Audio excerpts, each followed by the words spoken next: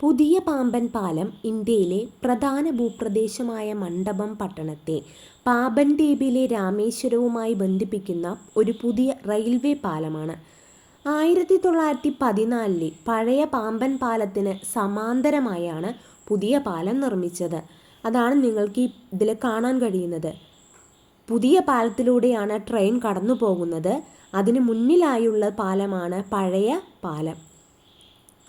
2.07 kilometre നീളമുള്ള ഇത് ഇന്ത്യയിലെ ആദ്യത്തെ വെർട്ടിക്കൽ ലിഫ്റ്റ് കടൽപ്പാലമാണ്.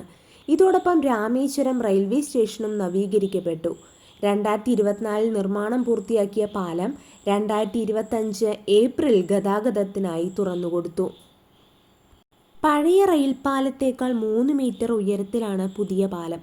പാലത്തിൻ്റെ വെർട്ടിക്കൽ ലിഫ്റ്റ് സ്പാൻ ഏകദേശം 72.5 മീറ്ററാണ്. ഓട്ടോമാറ്റിക് ലിഫ്റ്റിംഗ് സാങ്കേതികവിദ്യ ഉപയോഗിക്കുന്ന ലിഫ്റ്റ് സ്പാൻ പൂർണ്ണമായും ലംബമായി ഉയർത്തപ്പെടുന്നതിനാൽ കപ്പലുകൾക്ക് എളുപ്പത്തിൽ കടന്നു പോകാനായി സാധിക്കുന്നു.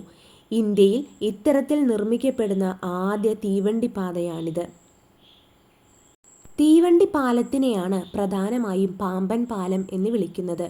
ഈ പിക്ചറിൽ കാണുന്നതാണ് വെർട്ടിക്കൽ ലിഫ്റ്റിംഗ് ചെയ്യുന്ന ആ ഭാഗം. കപ്പലുകൾ വരുന്ന സമയത്ത് അത് കത്രിക പോലെ വളഞ്ഞ് കപ്പലിനെ കടത്തിവിടാനായി വഴിയൊരുക്കുന്നു. 1 നൂറ്റാണ്ടോളം പഴക്കമുള്ള പാമ്പൻ പാലം രാജ്യത്തെ എഞ്ചിനീയറിംഗ് വിസ്മയങ്ങളിൽ ഒന്നാണ്. രാജ്യത്തെ ഏറ്റവും നീളമുള്ള രണ്ടാമത്തെ കടൽപ്പാലമാണ് ഇത്. പഴയ പാലം മീറ്റർ ഗേജ് തീവണ്ടികൾക്കു മാത്രം കടന്നുപോകാൻ കഴിഞ്ഞിരുന്നതാണെങ്കിൽ ഇപ്പോൾ പുതിയ പാലം ബ്രോഡ് ഗേജായി മാറിയിരിക്കുന്നു. 1964 ഡിസംബർ 22 രാത്രിയുണ്ടായ അതിശക്തമായ ചുഴലിക്കാറ്റ് പാമ്പൻ ദ്വീപിനെ തകർത്തെറിഞ്ഞു. ധനുഷ്കോടിയെ തകർത്തെറിഞ്ഞ കൊടുങ്കാറ്റിൽ പാമ്പൻ പാലത്തിന് മുകളിലൂടെ തിരമാലകൾ ആഞ്ഞടിച്ചു. ധനുഷ്കോടിയിലേക്ക് പോവുകയായിരുന്ന ഒരു ട്രെയിൻ ഒന്നാകെ കടലിലേക്ക് ഒലിച്ചുപോയി. ആരും രക്ഷപ്പെട്ടില്ല.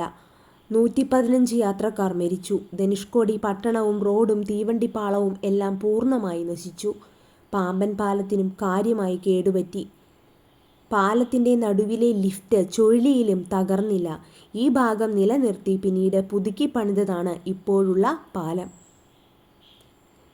ഡൽഹി മെട്രോയും കൊങ്കൺ പാതയും പണിയാൻ നേതൃത്വം വഹിച്ച ശ്രീധരനാണ് പാമ്പൻ പാലവും പുതുക്കി പണിയാൻ നേതൃത്വം വഹിച്ചത്.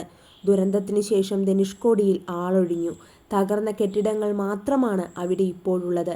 തീവണ്ടികൾ രാമേശ്വരം വരെയേ പോകൂ. തിരയിൽപ്പെട്ട പാസഞ്ചർ വണ്ടി കടലിലേക്ക് മറിഞ്ഞ് അന്നു തകർന്ന റെയിൽവേ സ്റ്റേഷൻ്റെയും പാളത്തിൻ്റെയും അവശിഷ്ടം ധനുഷ്കോടിയിൽ ഇപ്പോഴുമുണ്ട്. കൊടുങ്കാറ്റിൽ പാലത്തിൻ്റെ പല ഭാഗങ്ങളും തകർന്നെങ്കിലും മധ്യഭാഗത്തിന് കേടുപാടുകളൊന്നും സംഭവിച്ചില്ല. ഇത് നിലനിർത്തിക്കൊണ്ടു തന്നെ പാലം പുതുക്കിപ്പണിതു. 1988 റെയിൽവേ ട്രാക്കിന് സമാന്തരമായി റോഡ് പാലം വരുന്നതുവരെ ഇതായിരുന്നു രാമേശ്വരത്തുള്ളവർക്ക് വൻകരയുമായി ബന്ധപ്പെടാനുള്ള ഏക വഴി.